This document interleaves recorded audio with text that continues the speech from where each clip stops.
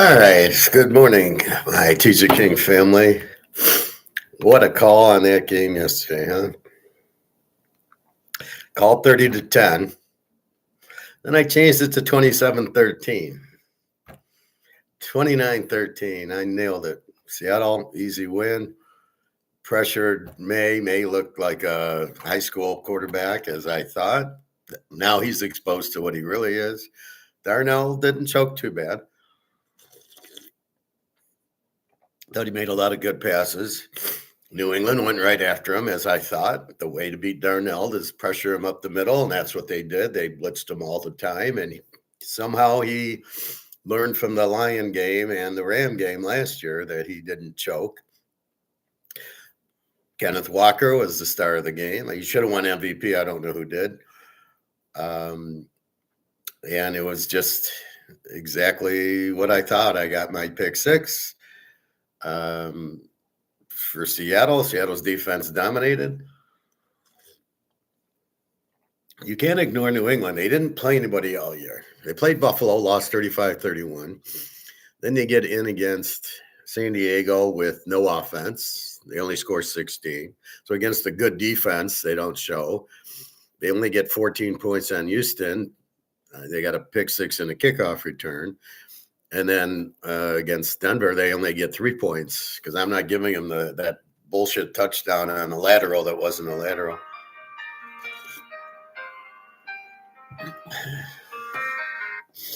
Don't know who that is, although it wasn't spam. So, I hate when my thing gets dirty.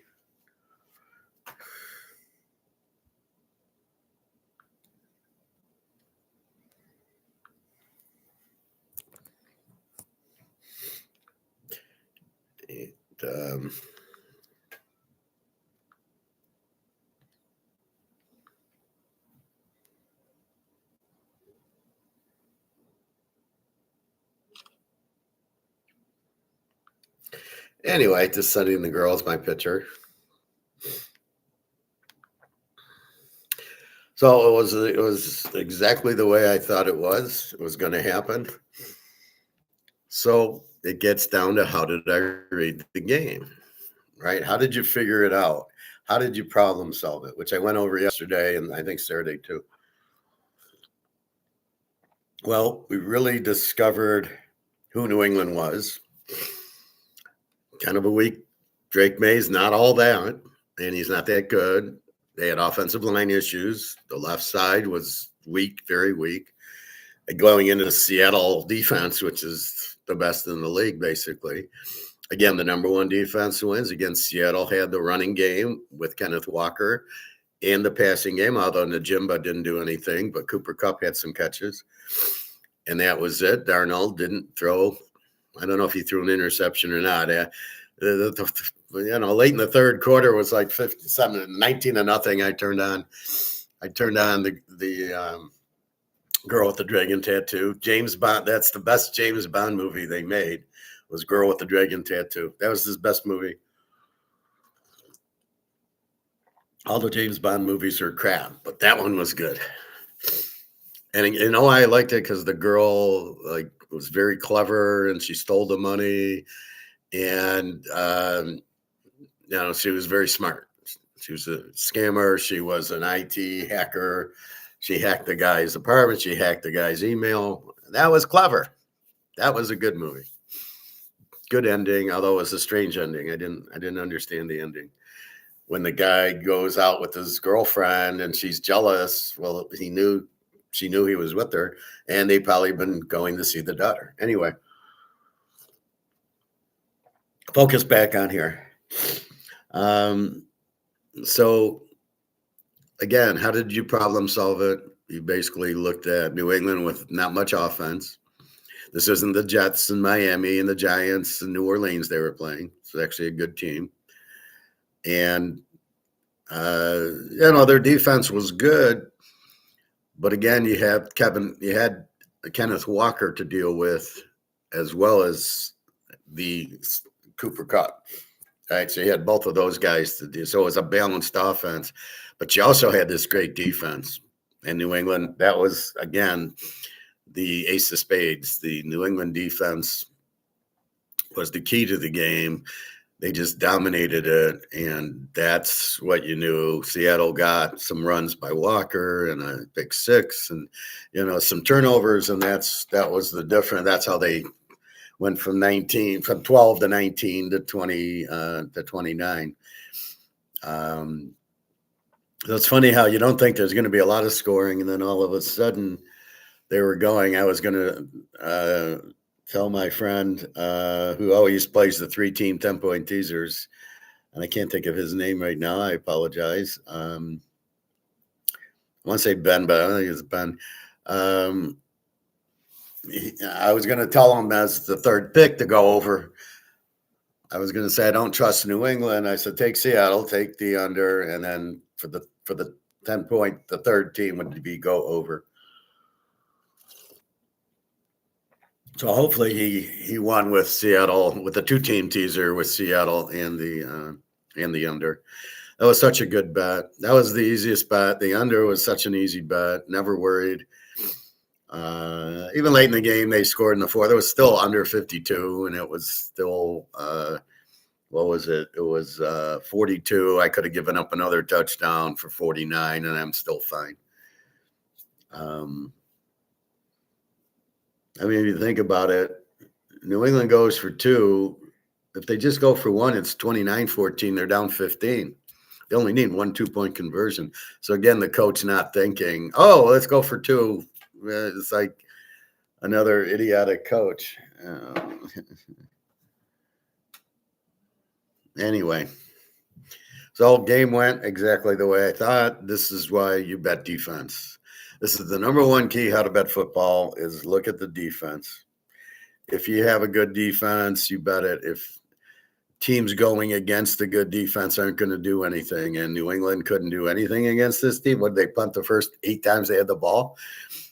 And then Seattle, they struggle a little against New England's defense. So 2 strong defenses gave you an under, and that was the lock. And then you kind of go with, well, because they're more balanced and they get a better running attack, Seattle should win the game, which is what happened. So those are the key elements in problem solving the game. And I walked you through it yesterday, and it was perfect. It's exactly what I expected. Now, that's how you pick football. And that's what you expect every game. However, you don't always get it. It's not always that easy. There's injuries. There's Drake May or Darnold could have thrown 3 or 4 interceptions, which kill the whole analysis because then the defense doesn't get a chance.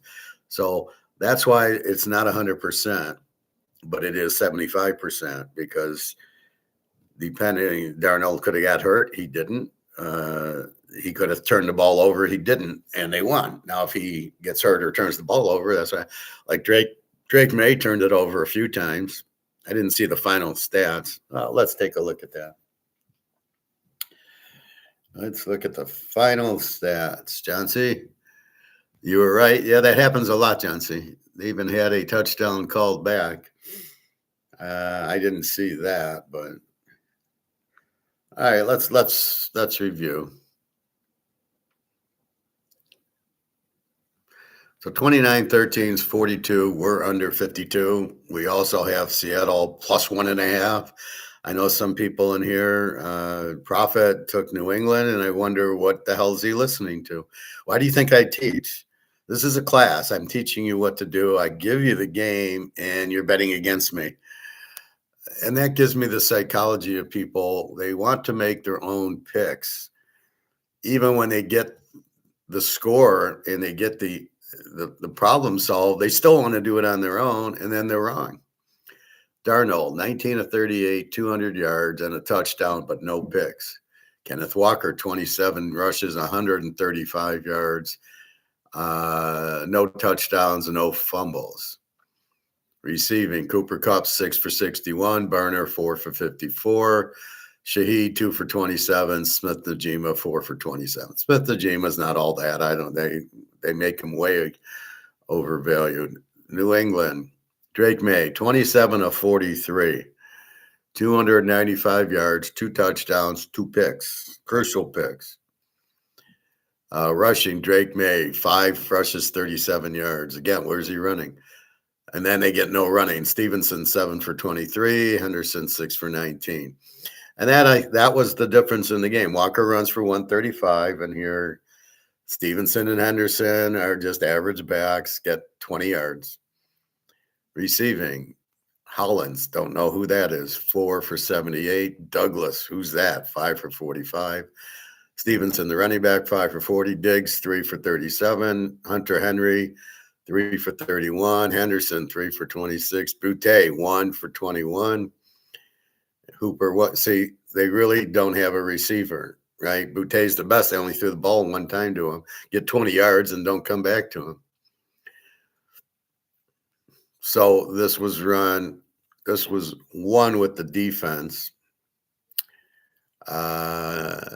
He got sacked 6 times. You know why? Because he couldn't read the defense, right? They were coming off the right. So they learned watching the Buffalo game that he kept rolling right and hitting the guy, and that's how they beat Buffalo. Buffalo never adjusted, which is why Sean McDermott's fired, because the guy was an idiot. So what does this guy do? He blitzes from the right side, so he couldn't roll right. He had to roll left or just fall down. And that's what Buffalo needed to do, but McDermott obviously isn't smart enough to do that. That's all you needed to do to beat New England was blitz off his right side where it forced him left, or he couldn't roll right. Seattle got it. 6 sacks. Buffalo, this is why Buffalo wasn't in there, because they had a weak defense. They did not know what they're doing. This is Buffalo's problem, as we know. And then their weak schedule, and this is where they caught up. They would have lost to Denver if Bo Nix played. Forget the snow. They should have lost to Houston if Houston, their coach, has his head up his ass.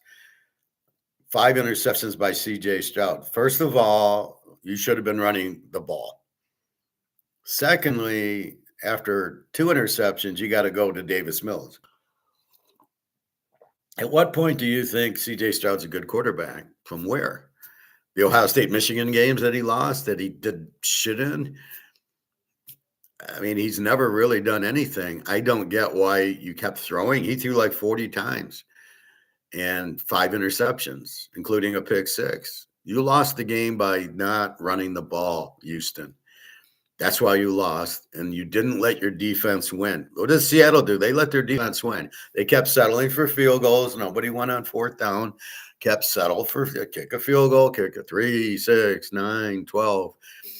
But they accumulated the lead. They didn't turn it over on 4th down. They didn't have turnovers. That's how you win games. It's just like that. My D, just a second. I got to wish D good morning.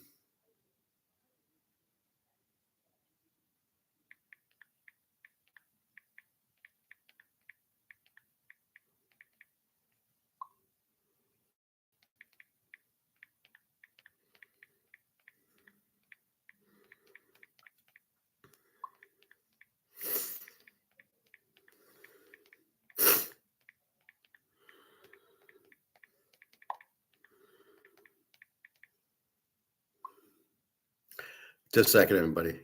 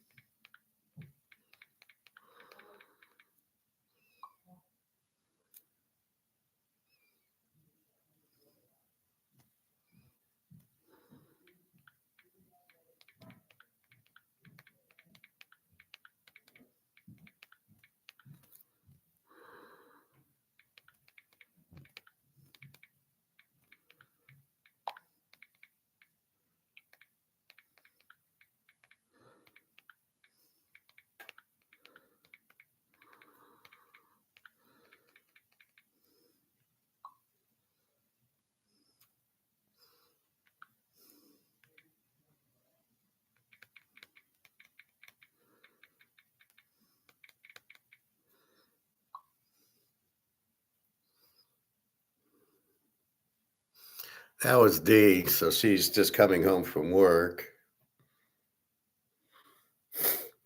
So I told her something very interesting here. I get Social Security today, so I get rent.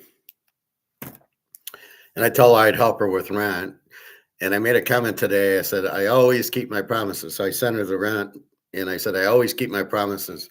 And I think that's important. That's the trust factor that if somebody tells you they're going to do something and they don't do it, you lose trust. If somebody says, I'm going to do it and they do it, like Alyssa when she needs a ride, and I said, okay, I'll be right there. And I go and pick her up. So I tell her, you can try. If I tell you I'm going to do it, I do it. So that's a very key point in people is the trust factor. If they say they're going to do something and they don't do it, you kind of now I know who I'm dealing with. And if they do it, now I know who I'm dealing with. So anyway, just wishing her a happy Monday. She's coming home from work. It's about 6 o'clock in St. Pete right now. Yeah, it was a good gameplay. Sounds good, TK. Well, that's the whole point of the gameplay. I apologize, but being in Russia, she's 7 hours ahead, and if I don't talk to her now, she goes to bed. Well, probably about 2 in the afternoon, but she's available now, where she's coming home from work. So that's the thing. Dating European girls, Jen, I already talked to. Again, I probably talked to her about 9, which was like 3 o'clock. She's now in Germany. So I talked to her. And it's Valentine's. This is an expensive month. It's Valentine's Day coming up. It's Daria's birthday, some rent. But okay, what are you going to do? So yes, but that's how you problem solve a game. I mean, I hit the Indiana-Miami, Florida game. I hit the Miami-Ohio State game. I hit the Miami A&M game, doing the same thing. Great defenses. The Texas Tech-Oregon game, I played it under. I was shocked they got shut out. I thought Oregon had a better offense, but I knew the quarterback sucked. And it's amazing when you can see the quarterback sucks on Oregon. And then everybody wants him to be the first pick of the draft. And you're like, why? Oh, he's athletic. He runs. Yeah, as we saw Drake May yesterday. That's not how you win. You win throwing the ball to the receivers, making the defense play so you can also run the ball. And you don't win with a running quarterback. You win with a quarterback who throws. Again, Darnell, not a big runner, threw the ball and got the win, didn't make the mistakes. Drake May ran a little bit too much. And Seattle was just too fast. And I thought they threw way too much on Seattle. 43 passes on that secondary. Again, this isn't Stafford and Pukanuka, who did light up Seattle's defense. But you don't have Stafford and Pukanuka. You got Drake May and nobody. Boutte, he's average, but he's not that good. I'm surprised Boutte didn't go to Cincinnati to play with Burrow and Chase. It's funny, the announcer, Chris Collinsworth, what a idiot that guy is. He calls Smith-Njigba the best receiver in the game. Well, really? He's better than Chase, and he's better than Jefferson. Since when did that happen? He's not at their level. Chase is up here. Jefferson, these LSU guys. Smith-Njigba's down here. He's not anywhere close to those two. So I again, Chris Collinsworth over embellishes everything. Prophet didn't listen to you, TK. I saw that. Yeah, this is what I try to understand psychology of why didn't he listen to me? It's not like this is my first rodeo. I've been a professional handicapper since 1977. That's a long time. And you can't, if you're wrong, you can't do it a long time. We had Joe Montana, we had Jimmy Johnson, we had the Steels, the Steel Curtain. We had Jimmy Johnson at Miami, Jimmy Johnson at Dallas. I had Miami over Nebraska in that big shocking game where Miami won the national title. They were getting 14 points. I had like a five lock on that game where I had Miami in 20.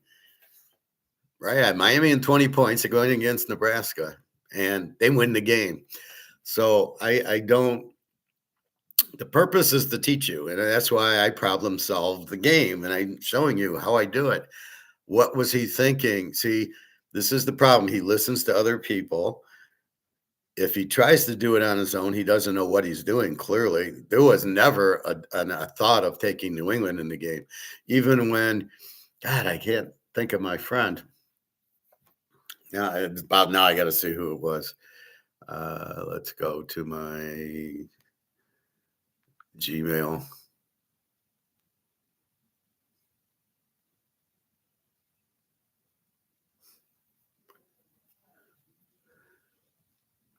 Ron Weiss. So Ron, we play every week, but he always likes to play 3-team teaser. So I hope he played it. But we play every week. Oh, shrimp cocktail for two, 97 cents. I'll have to go to Bush's and get some shrimp cocktail. I was thinking about getting shrimp cocktail for Super Bowl. Anyway, so that's I never had a thought of thinking New England had a chance in the game because my first and only thought was Seattle's defense. And they aren't going to this. I told you the Niner games, right? And the Niners have a better offense and team than New England. So I couldn't understand it. So he listens to other people, which I warn you, be careful who you listen to. And they clearly were saying New England because they wanted you to bet New England because all the money's on Seattle. And you got to keep in mind these bet MGMs or FanDuels want you to bet on where they need you to bet. So if they needed money on New England, they're going to tell you that. But again, don't be gullible. Prophet seems to be gullible. He's got the golden goose, and yet he goes to the black swan and says, "Oh yeah, they like New England. I'm going to bet it," because there's nothing there that told you to bet New England, especially after I ran it down. At what point did you like New England? And this is the problem. People listen to the wrong people. People dump their silver when it was going down because of fear, because they don't understand it. So they sold it. My guy had a line outside the door, people coming in selling silver. And you're like, you guys are the dumbest people in the world. Why are you? You're the same people that, didn't think the Titanic was going to sink. Yeah, no, it won't sink. Well, let me bring me a brandy to the room because the Titanic won't sink. So what that it got hit by an iceberg and the water's coming in the boat? We don't care. It won't sink. It's unsinkable. Jesus Christ. What a bunch of morons, right? So again, to get to the understanding of why Prophet took New England, when I'm giving you the score, I hit the score. First it was 30-10, and then I said, I think 27-13, and it was 29-13. I nailed the score. Nail it. Nail the total, nail the team. Never once thought of New England. Oh, I was going to tell Ron on his third, because he likes playing 3-team teaser. So he had Seattle. He would have had Seattle under, and the third point would have been to take the over in the game because you could never have taken New England. When you get a defense like that, there's nothing you can do. Kurt, how are you today? What's the gold price now in USA? The gold price is 5,060. It's up $93 today. Nice healthy day. And off it goes. Silver is 82.26, fighting back to get to 90 to get to 100, which it will. When I give you a price, I'm telling you silver will hit 1,000. But to get to 1,000, it's got to climb to 100 to 200 to 500 to 1,000. But that's where it's headed. It's like to getting on a train and you're in India, and I don't know India, so I'm not going to use Indian countries. But let's say you're traveling through Europe and you're starting in France and you're going to Poland. Well, you got to go through Germany and you got to go through Switzerland, and you got to go through, Austria. So you got to go through these to get to your destination. So you got to go through a silver price of 100 and 150 and 200, but your final, not even your final, but we know we're going to 1,000. Now it's going to take a little bit of time, but that's where it's going. So why don't sell it? Gold, 10,000 easy. And then probably from there, 20, 30,000. So again, it's just, these are things you just hold.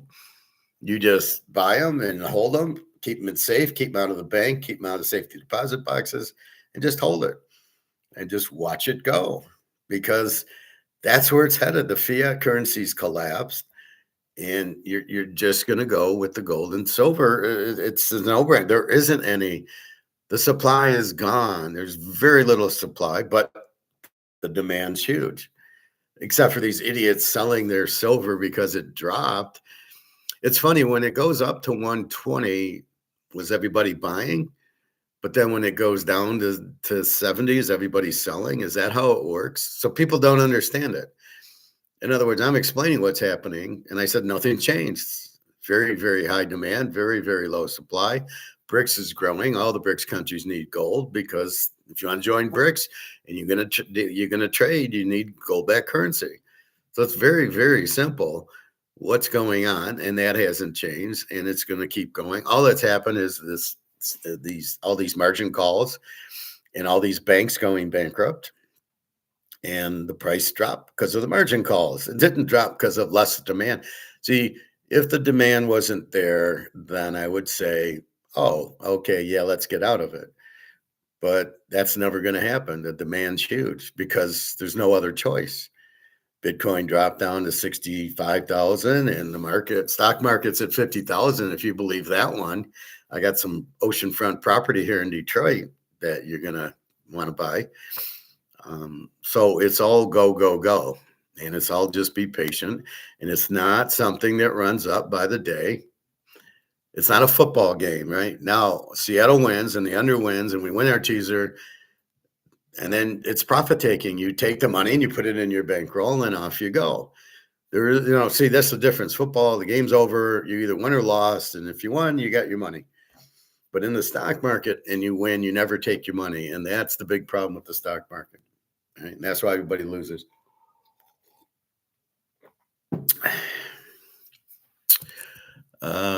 Well, the gold price will increase today. I can't tell you today. I don't know why you ask these day questions. All I can tell you is it'll be $10,000 an ounce, but I can't tell you today. Nobody can. Nobody knows. All we know is what I see. It's up $90 today to 50.56. So it's a good day. It's 10 o'clock. It went up. It didn't go down at the 10 o'clock. Most of the banks have already shorted it, are out. The margin calls are pretty much, I would think, pretty much done, although it could still happen.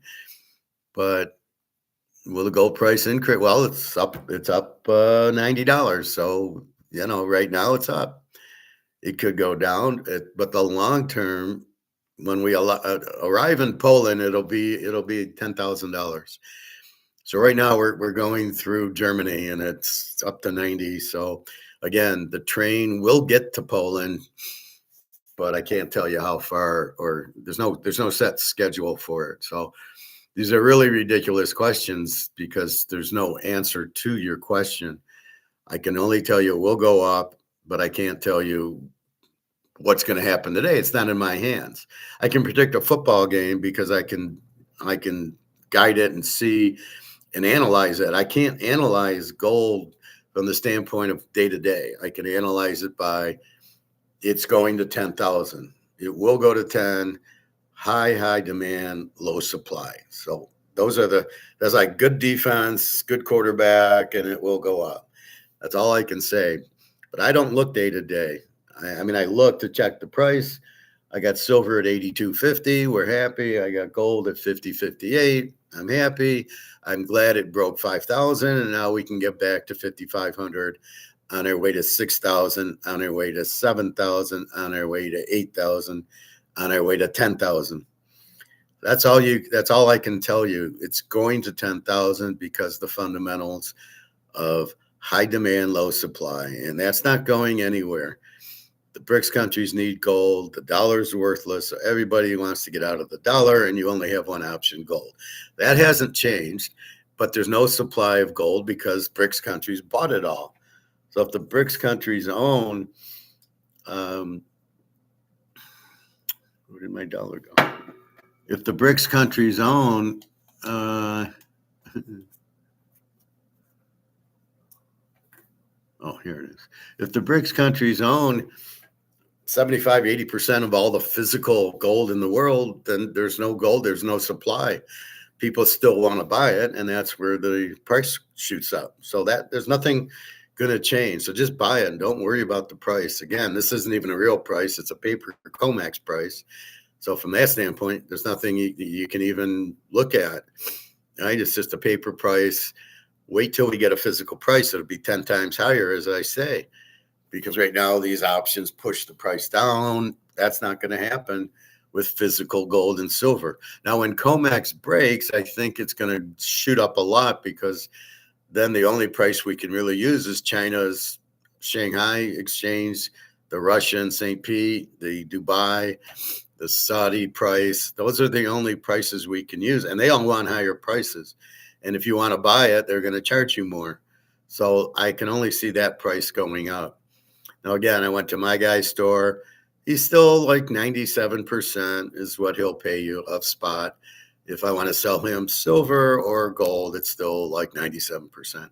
I think the Maple Leaf's 90. He only wants to give me 95 for the Cougar, and I'm like, well, I'll sell that. I'll sell that when you're going to give me more on it. Right now, the dealers are very confused because they don't know what's going on. They see this jump up and then come down, and so they're like, I don't know what's going on. Well, yeah, it's going. I told them it's going to 10,000 gold. I'd say not to worry. So right now, 82.62 silver and 50.56 gold. Gold's up 90 and silver's up 482. So all that bullshit with silver, knocking it down to 60 something, was the banks getting out of their options that they had short. That's all that was. So they could survive, although they won't if they're too stupid. And so now it's going up. There's no shorts. There's no margin calls. This is the more of a normal market, but it's still a paper market. And this price is low, 80.62. We saw 120. Let's forget the 120. We've seen 100, and that's probably more the price. So 82.62. We say thank you, but should be higher. Let's see what D said.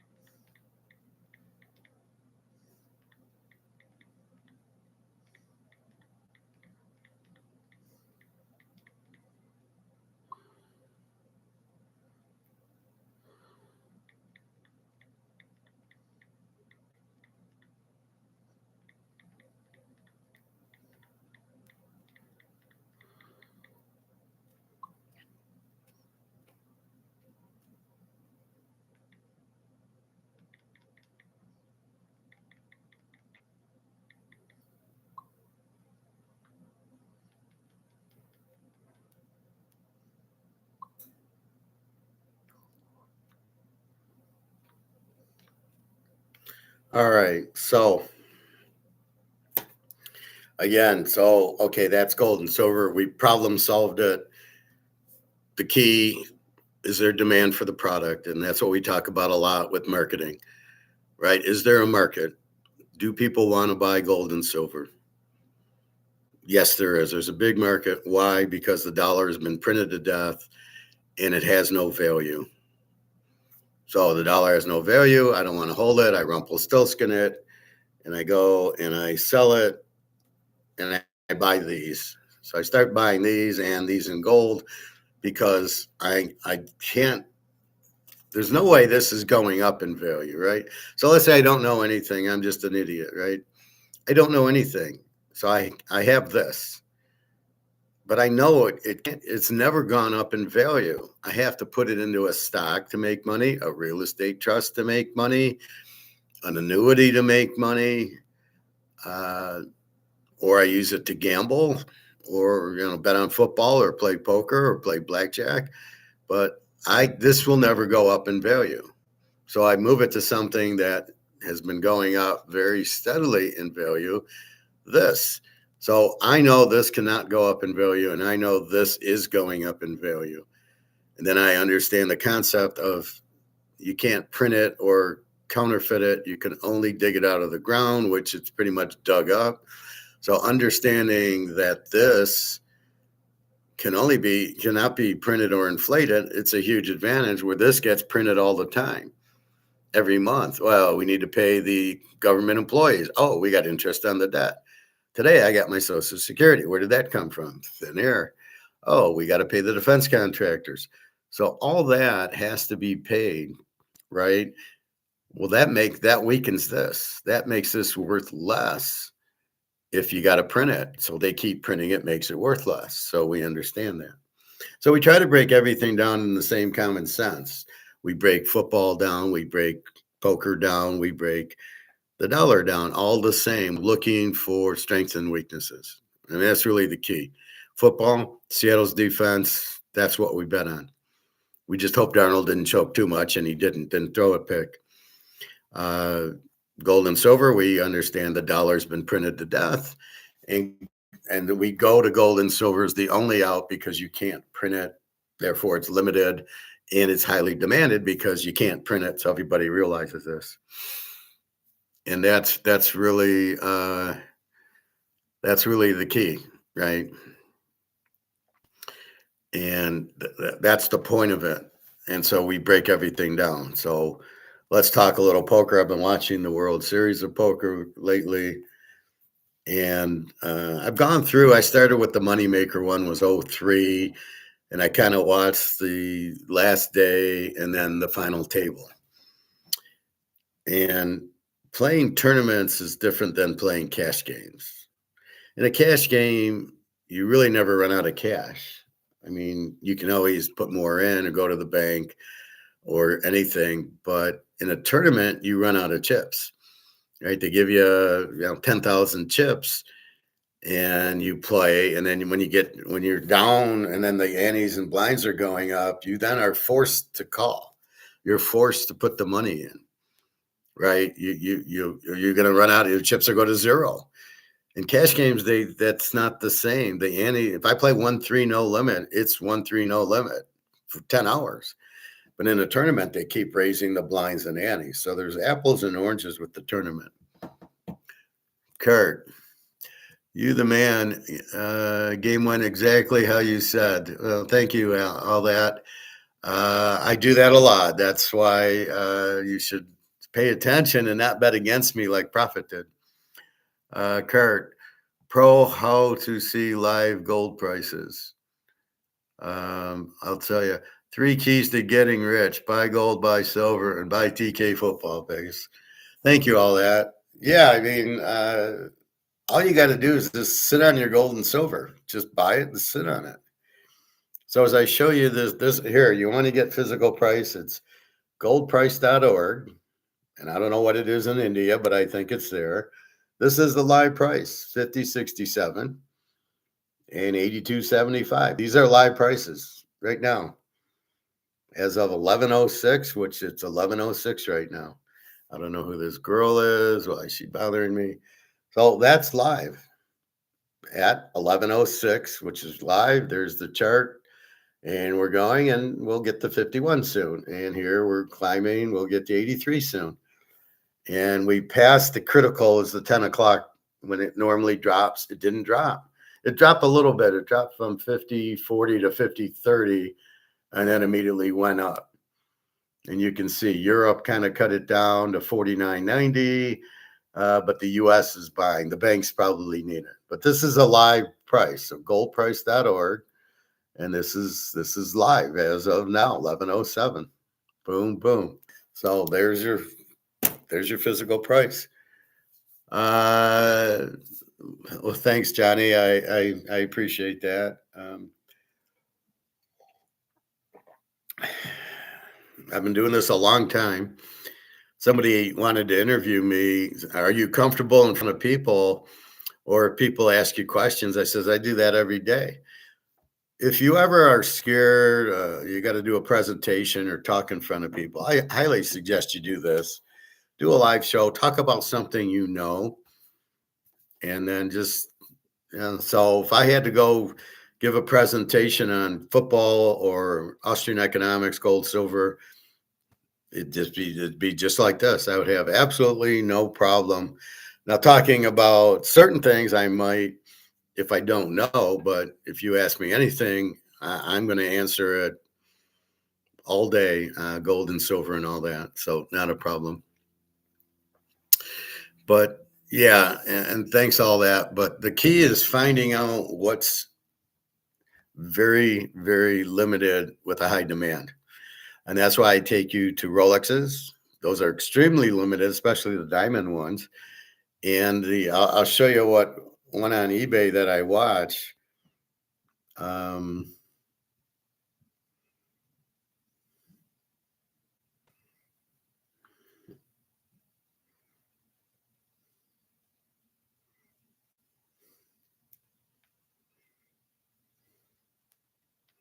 so here's the Montana rookie card, 125 grand. Highly demanded, very limited, the PSA 10s, because you can see it's very hard to center this card. I had to go through 100 of them until I found one that's pretty damn centered that I showed you. All right, here's the Rolex, 820,000. New with box and papers, extremely limited, white gold with factory diamonds, which are good, but 820 grand. Why? Highly demanded and very, very limited. They probably didn't make too many of these. Let's go to the auction.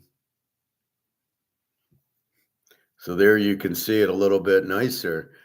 And these are all diamonds and 820 grand. Now, I don't know if it's worth that. It's a Sky Dweller, white gold with factory diamonds. And all right, the seller's got 309 feedback, 820. Oh, with coupon, it's 819. Local pickup only in New York. So you'd have to actually fly to New York to get it.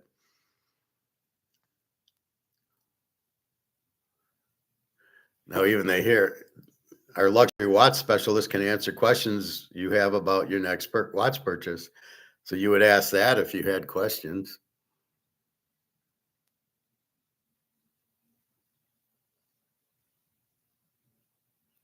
And then some other pictures, you can see all the diamonds on it.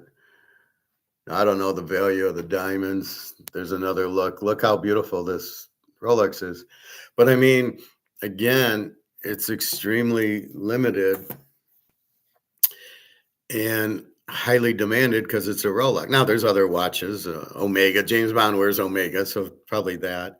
If you're into watches, I'm into baseball cards, so I would rather get a Mickey Mantle. Let's see, do I have a Mantle? I think in my watch list.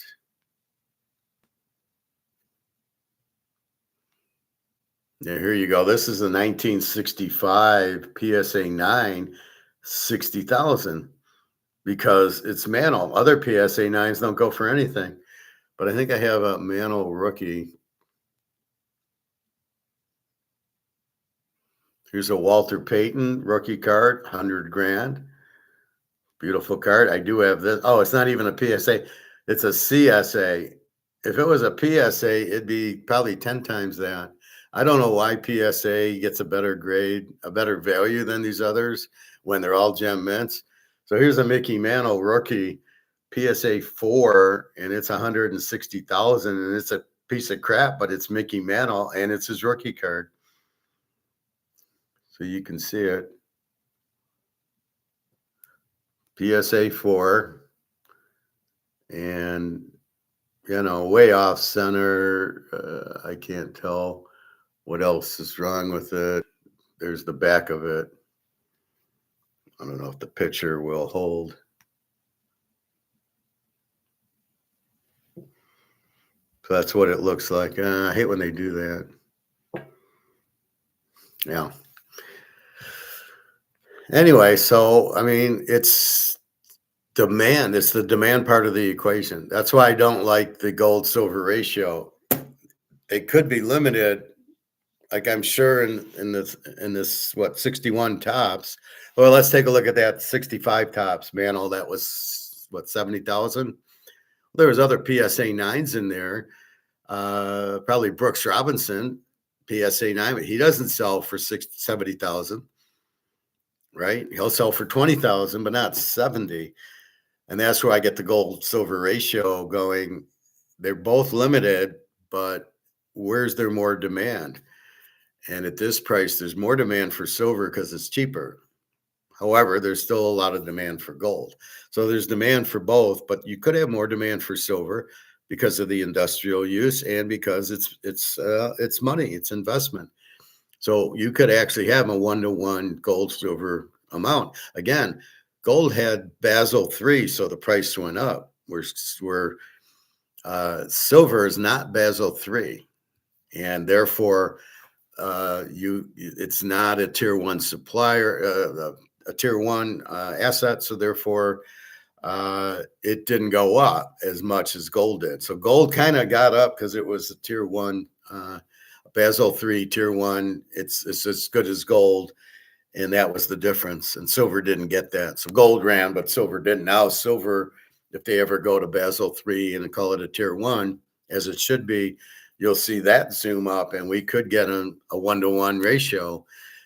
Just because the supply is less, it doesn't matter. Now, I would think if these are both the same price, if silver is 5,080 and gold's 5,080, yeah, we're loading up on gold, not silver, right? If they're even, we're taking gold. So gold will always be a little bit more because it's just more demanded than it's just the perception is I'd rather have gold than silver, but at these prices, you got to take silver because you can afford it a lot easier than you could afford. An ounce of gold is going to cost you 5,200, and an ounce of silver is going to cost you $86.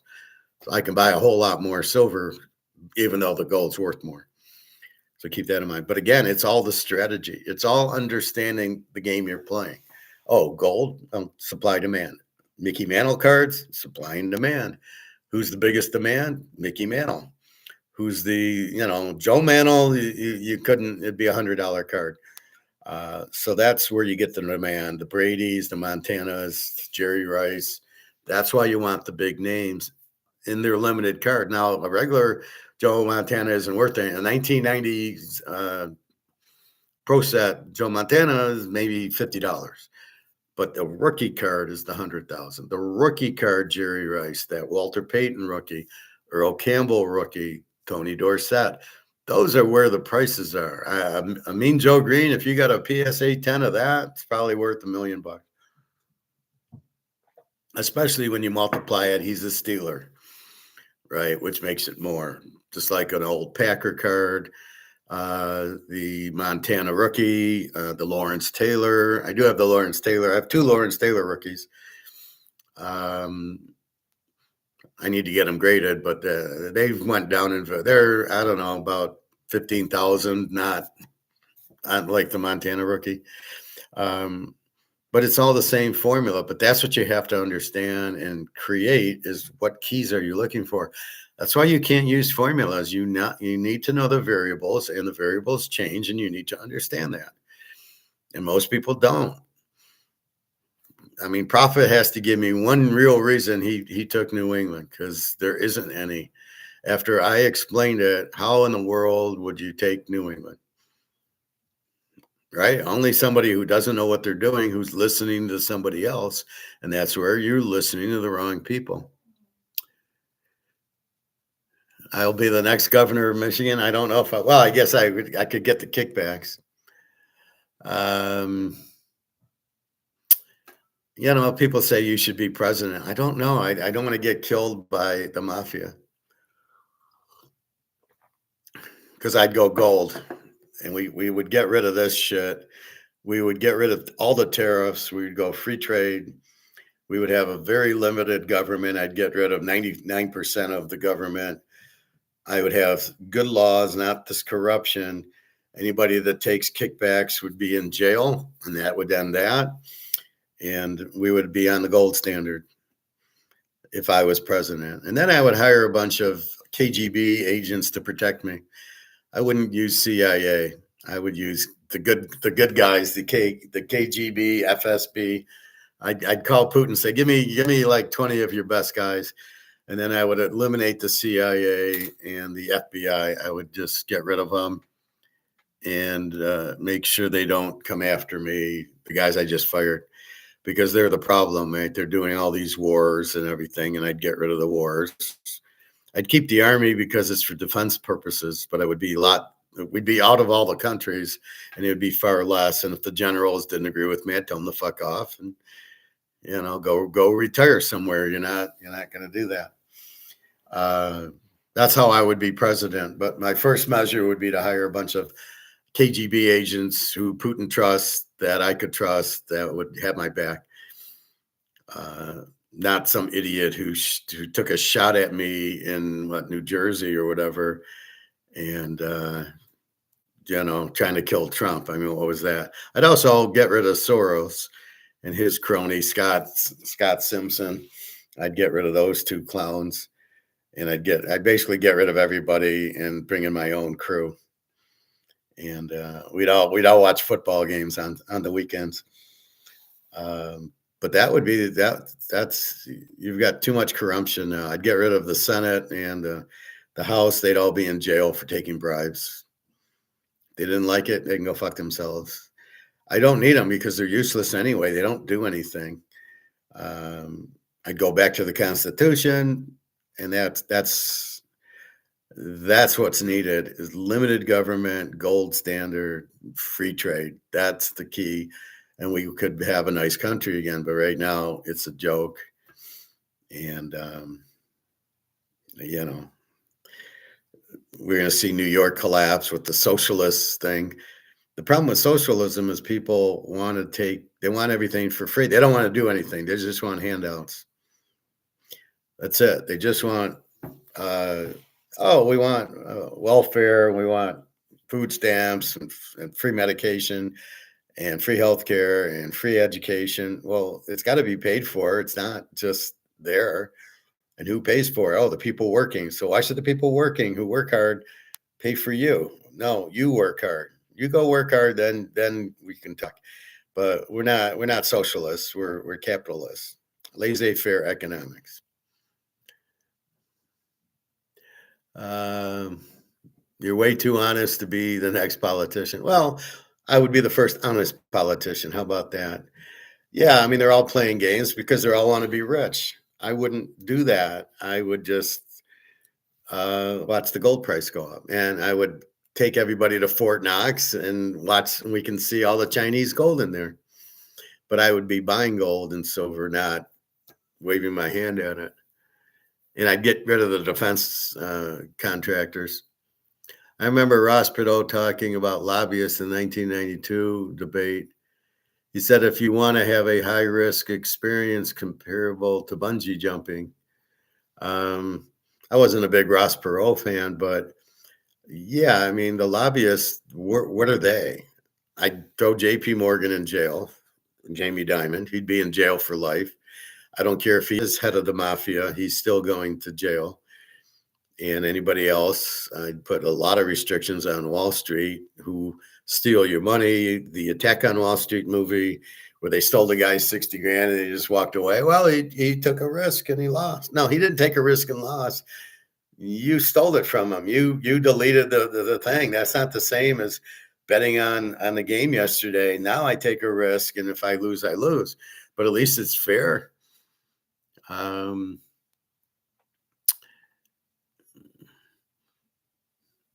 Yeah, I mean, well, I don't know. I don't know who Ross Perot. I mean, I don't really know who. I know who he is, but I don't really know what he did. I didn't like him. But yeah, I mean, the presidents are just talking heads. Trump talks out of both sides of his mouth. He's really an idiot. If you're best known for saying you're fired on your thing, can you imagine going into an interview And I've been on a million interviews. I've never heard you're fired. I hear you didn't get the job. We're sorry, but we gave it to Billy because he'll take 20 grand less than you. I mean, basically that's what it is. I want a lot of money, and Jimmy, who's just out of high school, will take it for a lot cheaper. So even though Jimmy doesn't know anything, we'll pay him because he's cheaper, because we're a bunch of idiots. We don't want somebody who's really smart who can solve all our problems. No, we don't want that. We're just looking at the cost. They don't look at return on investment. So, but I've never heard you're fired in an interview, which basically is what he did, right? He's doing The Apprentice. These people were doing project management jobs. Were they even project managers? And then at the end, they would pick one, and he would tell the guy going home, "You're fired." Well, if it was me, I'd say I really don't work here, and I probably really wouldn't work for you if you offered me the job. And I'd walk out and tell them to go fuck off. I'd walk out. What do you mean I'm fired? I don't work for you. How can you fire somebody who doesn't work for you? And that's the problem I have with The Apprentice. Is it's even if you're working for him, it's, oh, I'm sorry. Like when I was at Tenneco, I'm sorry, we have to let you go. We've eliminated the position. Or at Mercedes, well, based on COVID, we have to get rid of all the contractors. We're sorry, Howard, you did a great job for us, but I never got "you're fired." I've never heard that in my life. I've never been fired. I work a lot of contracts. Hiram Walker, they got sold to 7-Up. That's what happened. They sold the company. I didn't get fired. Everybody was let go. It was, we sold the company. So that's not what happened. But I've never been fired, and I've never heard the term "you're fired." If it did, I'd probably stick my foot up the guy's ass for saying that and choke him. That would be extremely rude and unprofessional. And so that tells you what Trump is. Trump's got us in all these wars. Basically, we're broke, and he has no idea. Mr. Businessman has no idea how to make us money. Oh, I'll create all these wars, and they'll all need defense. They'll all need weapons, and our defense contractors will make our $39 trillion back. And what fantasy are you living? Who has money? Nobody has money. They're all in the monopoly money. The euro, this 5 is worth nothing, and this is worth nothing. So in what world do you live in that this has value? And you're going to sell them the defense contractors who get the defense contractor. It doesn't help the economy. So I wouldn't let the defense contractors control, or George Soros control, our country. That's not leading. That's somebody who's just taking the money but doesn't realize the money's worthless. So like Warren Buffett, he's got $20 billion of zero of monopoly money. All these guys, I see all these athletes. Jared Goff makes $50 million. I just laugh going, but it's not real money. He makes nothing. That's why I tell Bobby to get it in gold. Get your $1 million in gold every year. Do not get it in dollars. He tried, but he couldn't. So I tell him, just take your $1 million and go buy gold and silver with it as soon as you get it, because they just gave you about 10 grand. So when Bobby gets his $1 million check and part of his payoff, he should just go buy gold and silver with it. And he'll be farther ahead than just holding the $1 million that's worthless anyway. And that's what people don't understand. It's the value I'm talking about. So it might say 100 on a dollar bill, but the value of what you buy with it, again, this is trade, right? You go to work, you make money, you go spend it. It's what you can spend it on. How much can you get with that $100 bill that you spend, that you buy? And it's gone from filling up your grocery cart with $50 to then filling up your grocery cart. Now it costs you $1,000. I see people at the grocery store and they'll have a full cart, and I just laugh at them. That's going to cost you $1,000. And they just roll their eyes going, yeah, you're right. I mean, that's the problem. That's what people can't see. They can't see the dollar's worthless because it still says 20 on it, or 50 or 100. It still says 100 on it, and they don't realize it's absolutely worthless. but they can't see it because they can still use it. I can still go to Kroger's and use it. Well, you can't even really at Kroger's. You can't use cash. You have to use debit and credit cards, which are cash. It's electric cash. But if I took 100 to half the grocery stores, Myers and Target and Kroger's, I couldn't use it. I have to use the credit and debit card, which is funny. And in some places, if you do use it, they want to charge you 3% for using. I went to one place just to get a bag of chips and a Coke or something. And it was like, well, we got to charge you 3%. And I turned around and said, fuck off. And I left.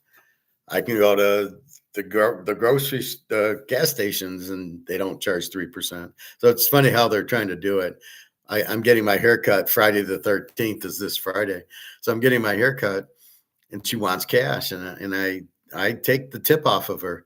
I only tip her $2. I might tip her $5, but she's making me drive to the bank and go to my ATM and take out $25 instead of maybe using the credit card for 30.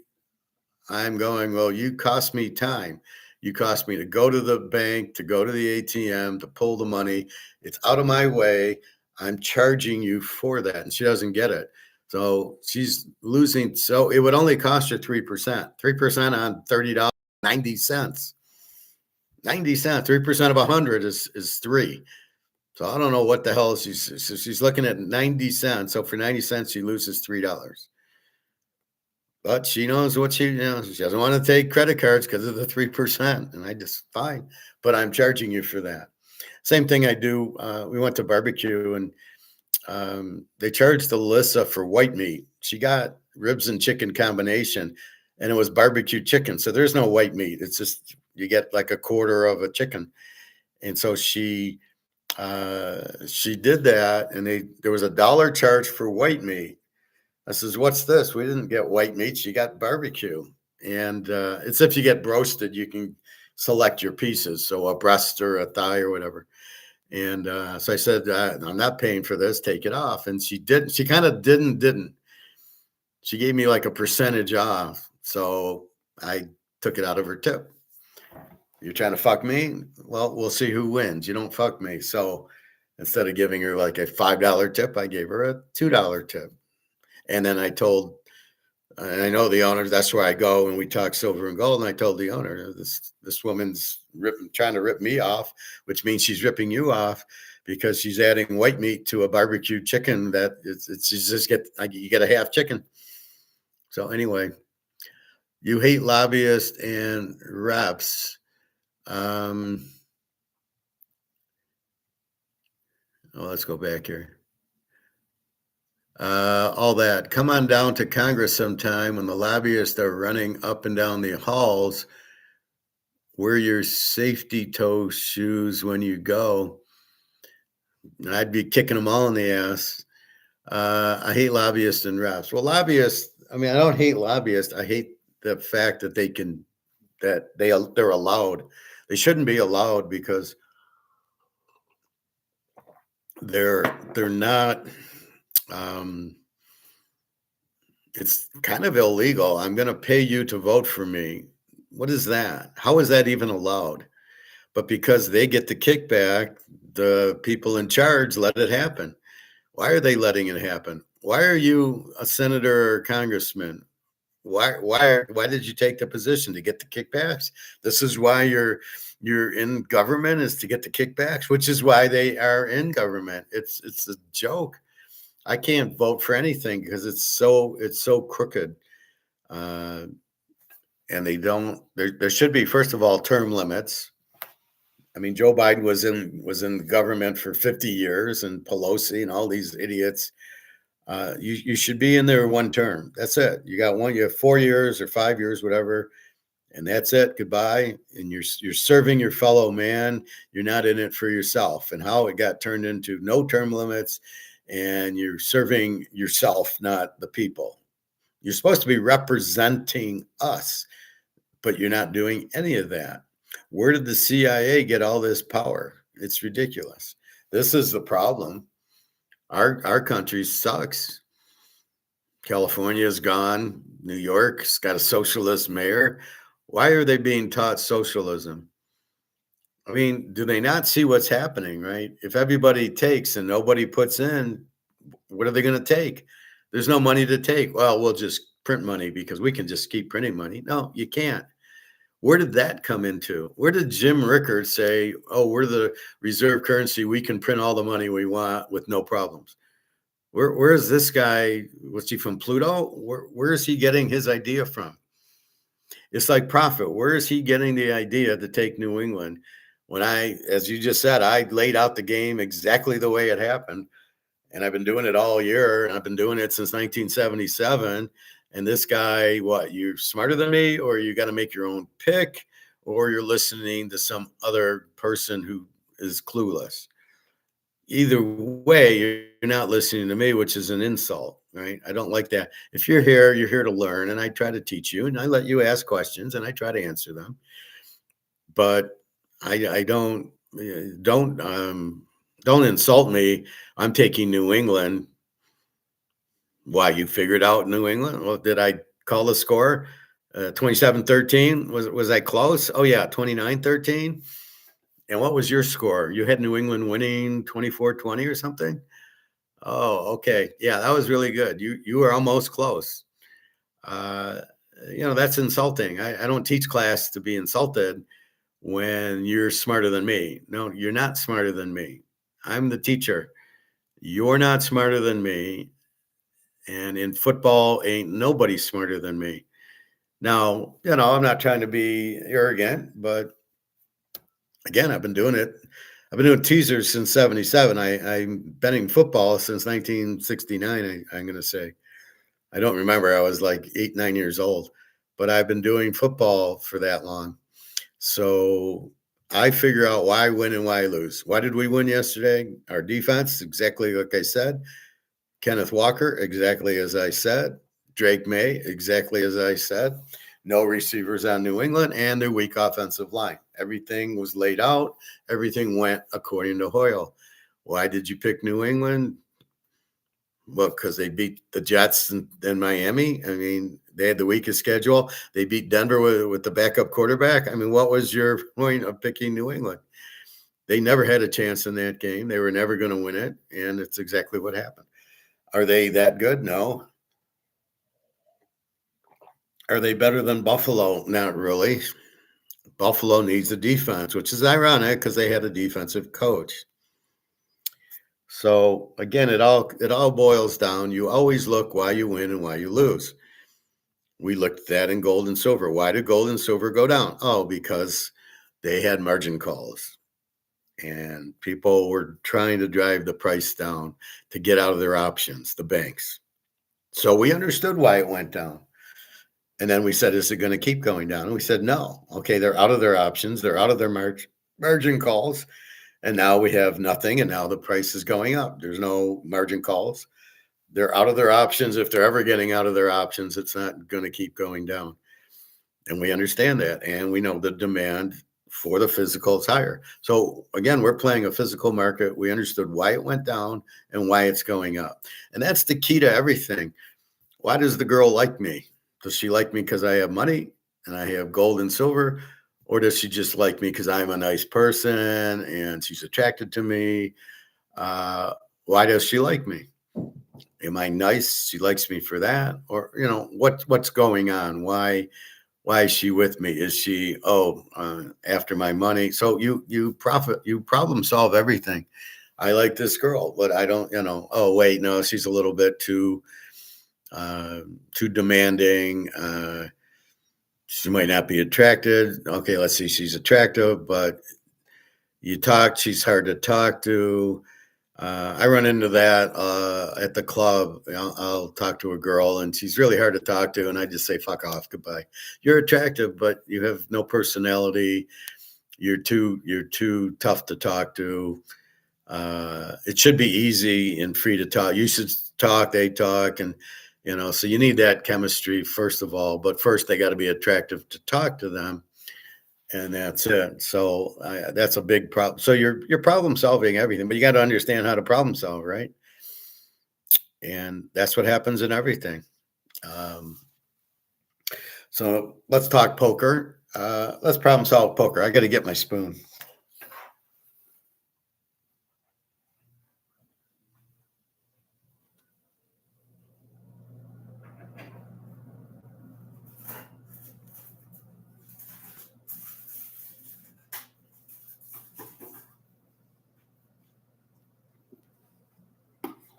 Forgot my spoon. I can't eat my avocado.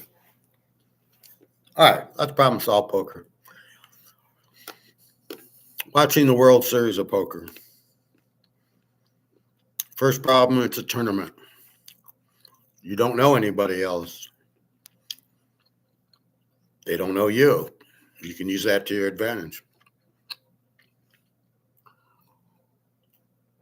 The biggest mistake I see is these all in with ace king. You turn it into luck, not skill. I have ace king, I'm going to go all in. Why? You're playing, in the beginning, you're playing $100 pots. And then as you get further in the tournament, now you're playing for, here's a $50,000 bet and $80,000. I got 3 million in chips. I'm playing, like 70,000, a street. Why do I go all in for the 3 million with ace king? I understand it's all luck. Am I going in? I love when the Mike Manasow says, well, I read he was weak. Good luck reading me, buddy, because the first rule of poker is I know you're reading me. And if I know you're reading me, what read am I going to give you?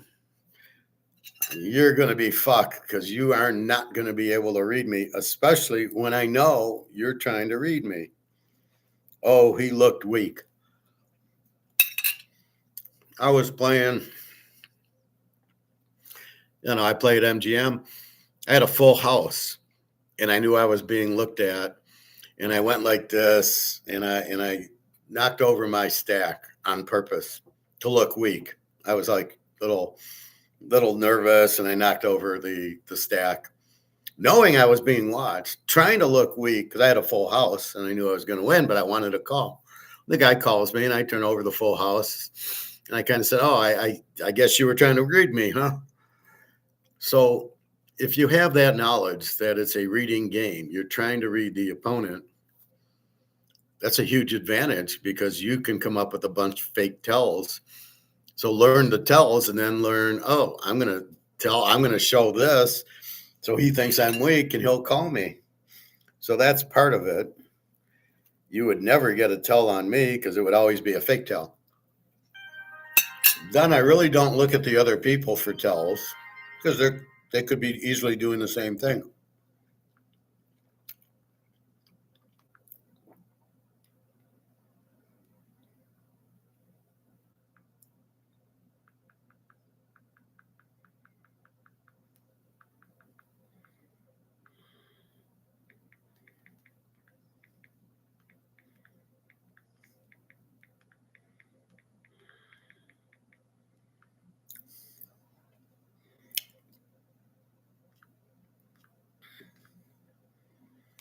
So understand what the variables are in poker. Reading people. I read the bets. I don't read the people. I look at how you bet.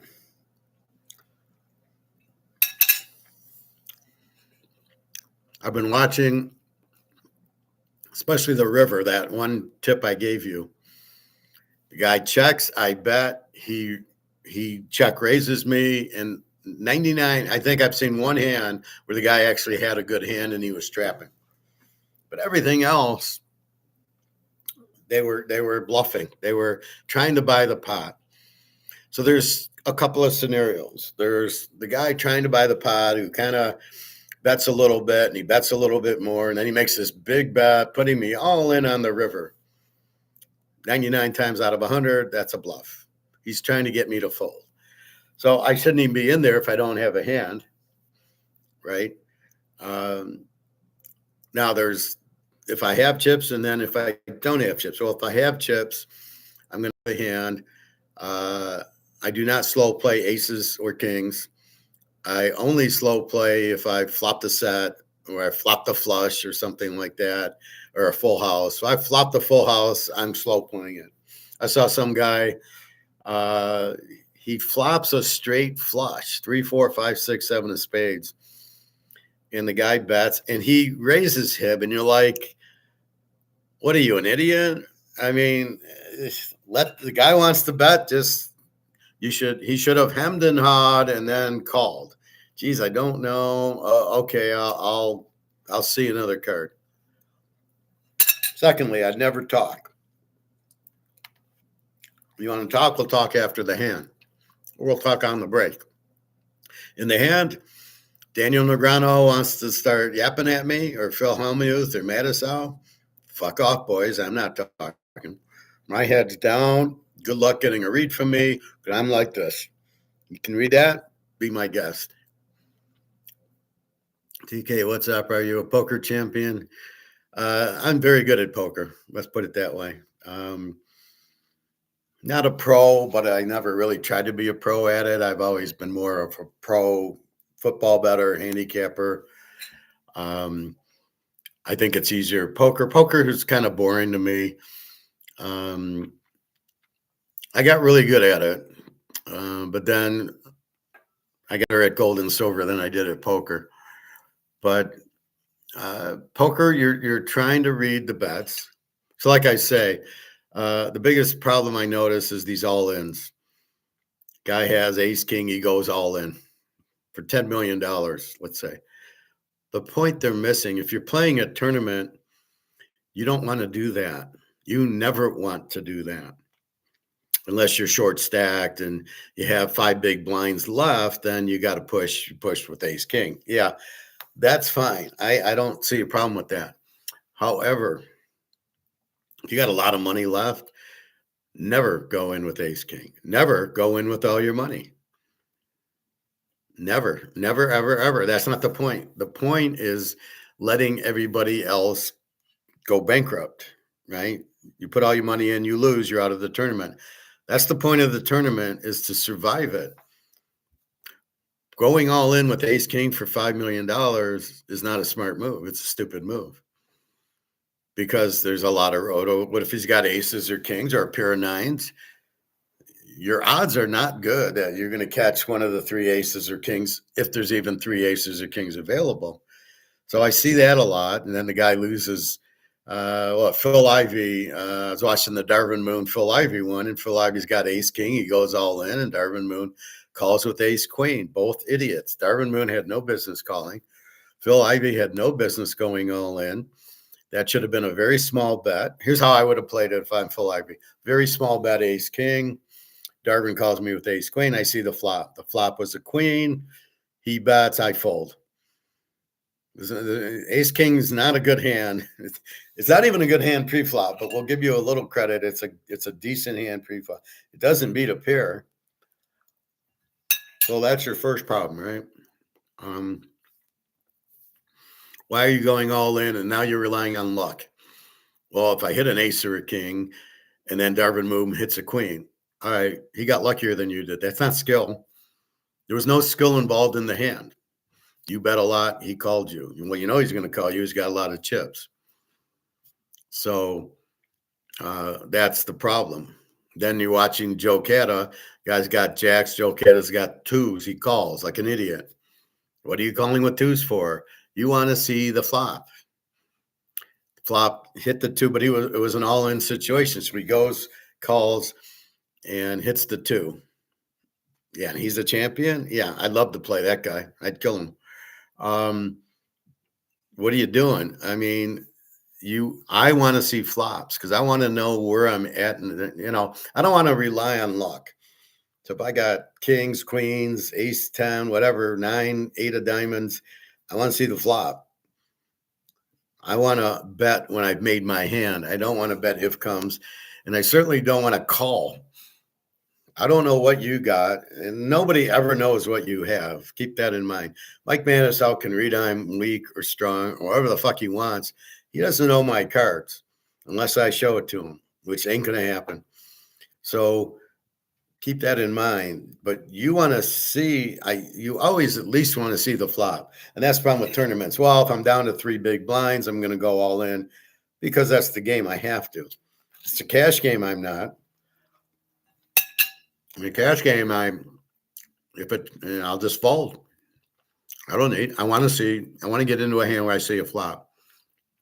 I know it's the last time I went New Year's Eve, and I went and was playing, and they're more aggressive. It's $20 to see a flop. I just fold, not interested.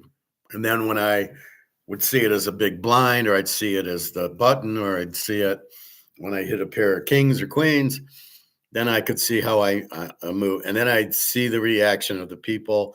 And then you see the betting that goes on the flop. And like I said, on the river, if you got a hand, you're not checking. So if it comes to the river and you check, I'm betting. And if you try to raise me, I call immediately. And I should have something, aces, kings, two pairs, something that I'm going to call you with. Otherwise, I'm not in the hand. I don't believe in bluffing too much. Sometimes you bluff when people have no hand and they're checking, and you kind of sense by the look on their face and everything they don't have it or they missed. And then I'll make a small bet, but a decent size. I mean, again, in cash games, I'll make a $20 bet and everybody folds because you can tell they don't have anything. Because if they did, they'd be betting. So that's the other thing with the check. It's pretty much you can tell nobody has anything. The check raise, like I said, if I got aces and I make a bet, if I get checked and I make the bet and a guy check raises me, I'm out 100% of the time, especially knowing who the player is. And you can just see they hit it. They hit the set. So they hit the set. So you easily fold. You don't. Aces are good before the flop. That's it. And if a guy hits the set, you just have to get out of it. Right? So he hits the set and he check raises you. He shouldn't check raise you. But he checks. You bet $40 on your pocket aces because there's nothing on the board, and then he raises you. That's a huge flag. That's the biggest tell you can get. You don't have to look at him. Why would you check raise me? Because I have a hand because I bet. I bet 20, 30 pre-flop. I'm playing 1-2, no limit. So I bet 25, let's say. A little bit more in Vegas when they used to have poker, when it used to exist. And then you call. So you probably have a pair of 8s or 9s. Then the flop comes and you've hit your set. So you check because I'm going to bet. And I do my bet. I'll make another 25, 30. Not too much, not 100 or 200. He's the 25, 30, he's going to fold. If he just calls, I know he's got like 8s or 9s, and I'm going to get him. But I want him out before he hits a set. And then he raises me. Why are you raising me? What he should do is call, then I'd put him on 8s or 9s, and then he could show me, then I'd bet again on the turn.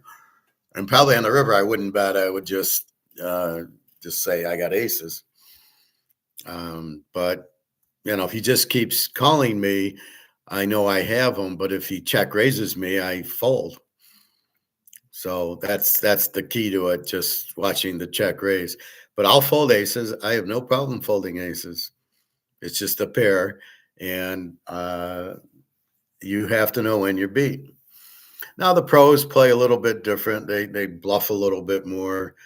They might check raise you without, like I have my aces. They might check. I bet they might check raise me, even though they don't hit it. So it's a little trickier with the higher class player, but you would learn that also. You'd watch them check raise with nothing, and then you go, okay, this guy will check raise me. So now if I get check raise, I will have to stay in. It's a move that designed so you would go, oh, he's got a big hand. He check raised me. So you got to be careful check raising in the first place, because it's a clear tell that you got a hand. And I know I'll do it. I'll check with a big hand. And then a guy raises you, and it's your instinct to then raise back because you know you got him. So that's why most check raises are hands, and then you've got to put on the brakes and get out of it. As I said, looking at the player is worthless for tells. You have to look at the bets. That's the key to it. And like I said, the one thing, the guy looks at the TV, he's not interested. He's got a full house. So if you see a guy watching the TV, most of the time he's got a big hand. That happened to me once. I had pocket kings and I'm heads up with one guy and I make a good bet and he calls me and it was like 9-6-3 board and I'm thinking, what did he hit? Why is he calling? And then he raised me on the turn and there's nothing on. I got kings and I'm thinking, what has he got? I mean, and he's watching the TV. And I'm hemming and hawing, going, fuck, how can I say he's got the board was like 9-2-3-4. I mean, there was nothing on the board, no 4 spades to a flush or something. I ended up folding. And I saw him do it again at a different table and a different day, and he was bluffing. And my gut instinct was that he was bluffing, and maybe he heard me say, if they look at the TV, they're bluffing. So maybe he heard that. That's why you got to be careful. I can tell you guys, but if you're at the table, don't tell anybody that tip. So just the general thing is if I flopped a full house, I'm watching I'm not interested in Joe over here. I'm watching the hockey game or the football game. So keep that in mind. So you try to pick up tells based on the betting. And if they're watching or if they take a drink, bluffing, they tend to be still, not to give anything away because they're scared. They're bluffing. They'll also kind of like, I'm going to throw in my hand and they're watching a reaction. I just keep my head, I'm looking at the middle of the table and he's doing this. And I'm like, are we done yet? Are you folding or are you not? And I just wait till they throw their cards in and then I move on. And they might get a reaction from me like, that's good, or I might smile or I might not. Who knows? But you don't know what my real reaction is. Again, the key is, you're being watched. Just like now, we know, Microsoft is watching us or Amazon. They're all watching what we talk about on the phone, on the internet. They're all watching us. And it's like, whatever. But the key to the game is, especially in Hold'em, is I don't know your 2 cards and you don't know my 2 cards. So they're looking for tells that you can say if you have a good hand or a bad hand. That's the nature of the beast. And that's really what you're trying to, knowing that part of it, what you're trying to do.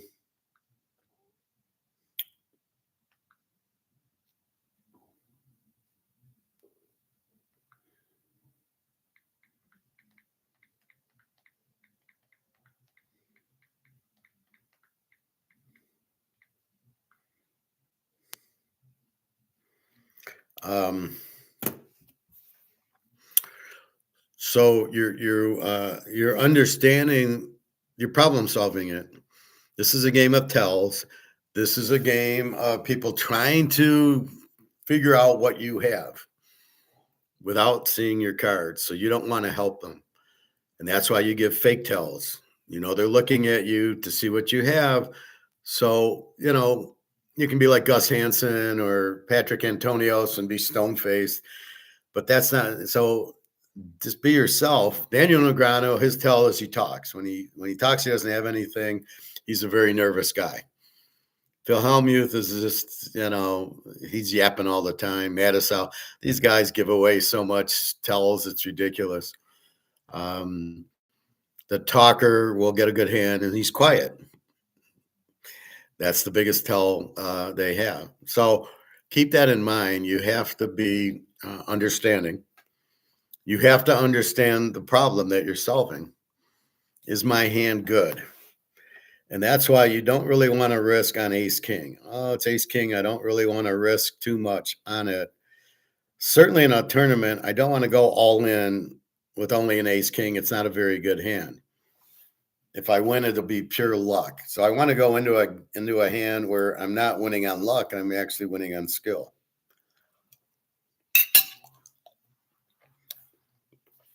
And that's the key. So that's why when I see these World Series of Poker, most of the players lose. For some reason, they have ace king and they go all in like they think it's a good hand. Then somebody catches a pair of threes on them on the river and they lose. They lose because they overvalue their hand. They're betting $5 million on it.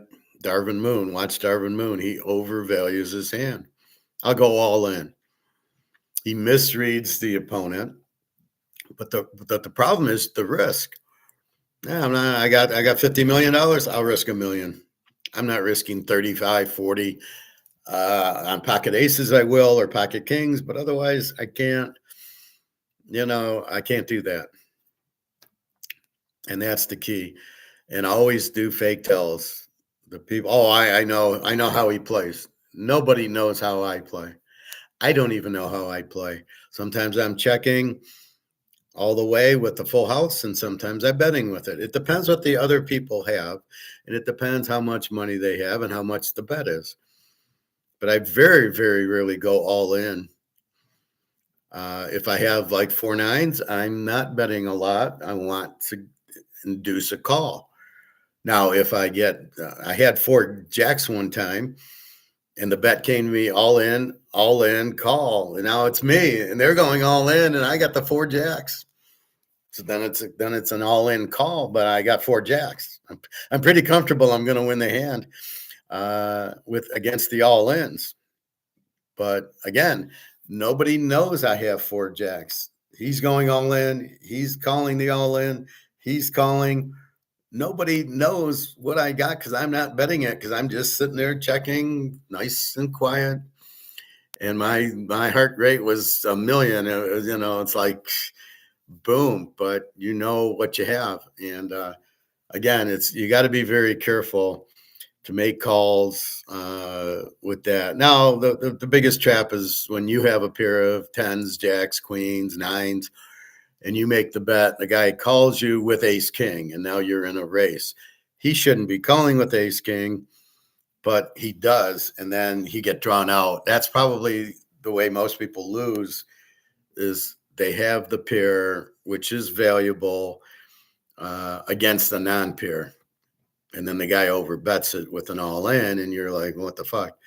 So that's what you got to do. So it becomes a very difficult game because of the all-in. It's really a terrible game. It's all luck. I prefer 7-card stud high low. That's the best game. Then nobody knows your cards, and there's only 1 community card. I don't like this 5 community card bullshit. Basically, if it doesn't help you, more than likely it helps somebody else. And that's kind of what you got to look at. So anyway, so those are the biggest things. People going all in with an ace 2, people bluffing. You're up to 20 million in chips. You're not bluffing. You wait for your hand. Now, I know they're not showing you every hand, and I know the people are getting tired. And that's the other part that you're not realizing. The guy's been sitting there for 5 hours. He finally gets ace king. He goes all in because he's tired. And that's one thing you've got to be very stoic in those games.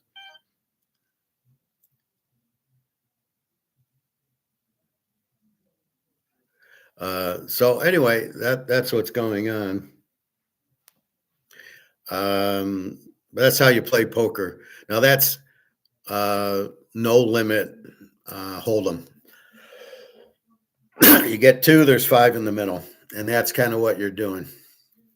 So with the 2, you're sizing up. Do I got ace king, ace queen? Do I got 6-2? These guys who bluff with 6-2, they don't hang around often. Don't get emotional. Just kind of go, okay. And just be careful. Tournaments aren't very good. Yeah, they make the final table. There's 7,000 people in the tournament, and there's the final 9, and you're like, oh, yeah, I can win $10 million. No, most you'll be one of the 7,000 that didn't make the final table. So keep that in mind. So be very careful. I would play cash games more, a little more control. You can get up and leave when you want. Uh, the tournament, you're there, for a day or 2 days or whatever. I used to play in Vegas in the morning. I'd play in a little 7, 8 people tournament. And we would play. So I did that. So the tournament would go 2 hours. Okay, that's fine. And that would be it. But I did well in those. You'd figure out the players pretty quick. And it's a lot of don't just go all in. Play your hand for what it should be. Wait for the flop and then maybe jump and see how they react to the flop. They'll pretty much show you the reaction.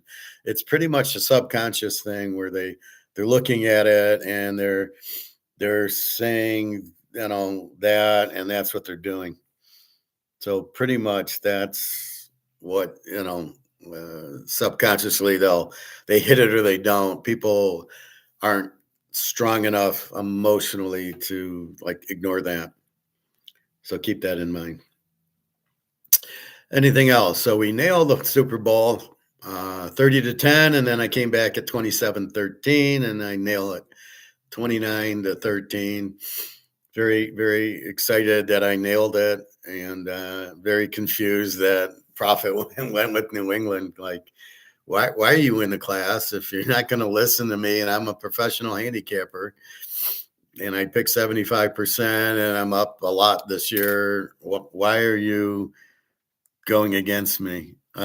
I think it goes to show you people want to make their own choice.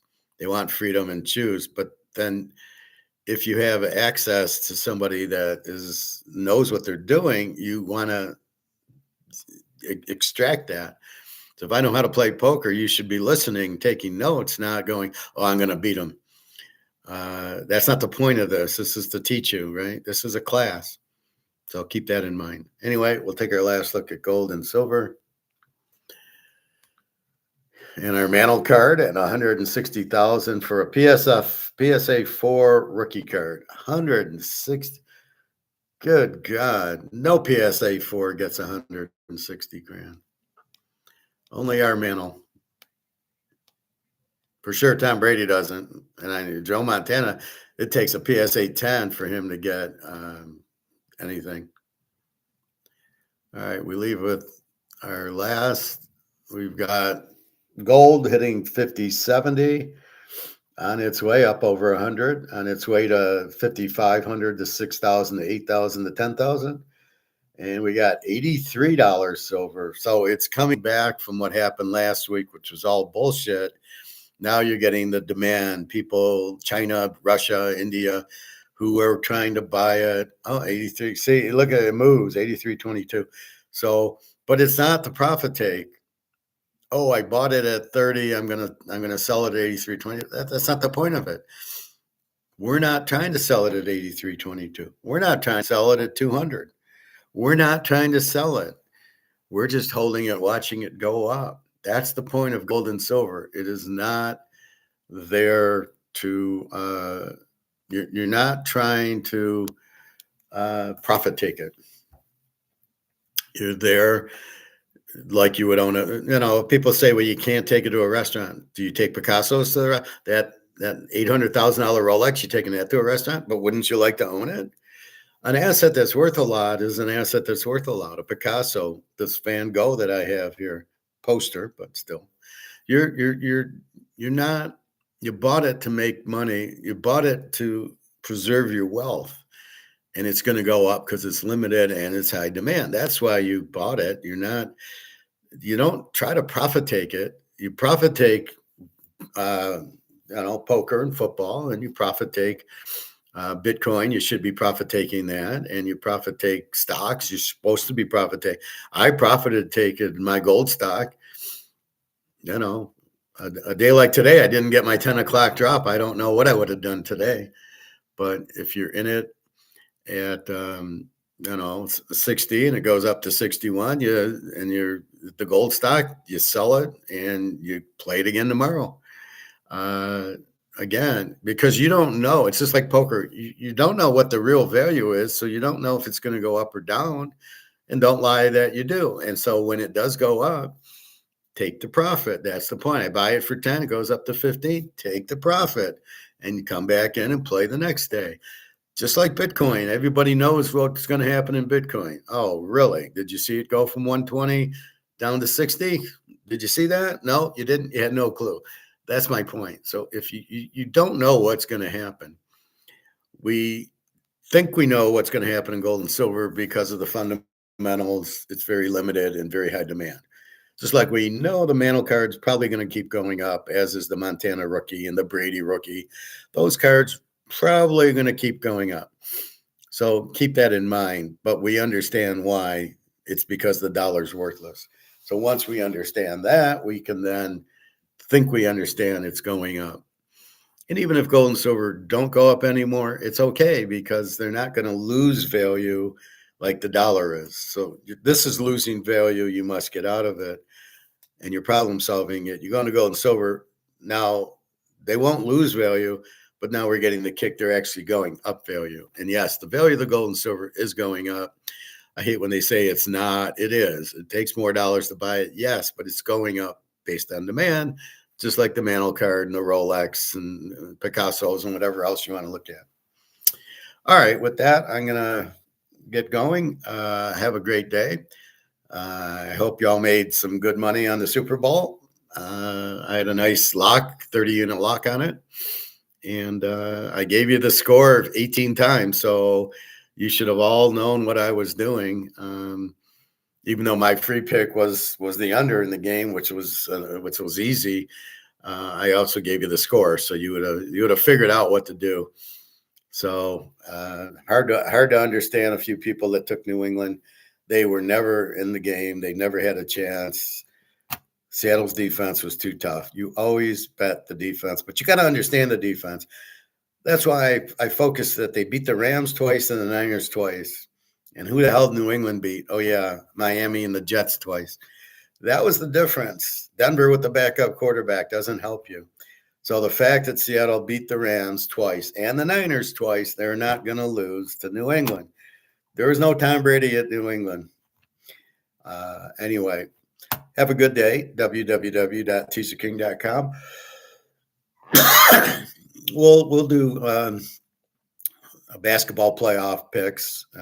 Baseball, we'll get into. Hockey, don't have the interest. Regular basketball, I don't have the interest. Too many guys sit out. It's very unstable to try to bet at it and win. So right now, let's just focus on gold and silver and buy as much as you can and watch the price go up. And keep it in a safe place, out of the banks, out of the safety deposit boxes in the bank. You can find a safety deposit box at a different place, but not at a government place. Anything like a bank, they'll steal it from you. And be careful. You can not trust banks like you can't trust politicians. So be careful with that. All right. Have a good day. I will talk to you soon. And I'm very happy that you should have made money. I nailed the pick and I love it. All right. Take care. Thank you. Have a great day.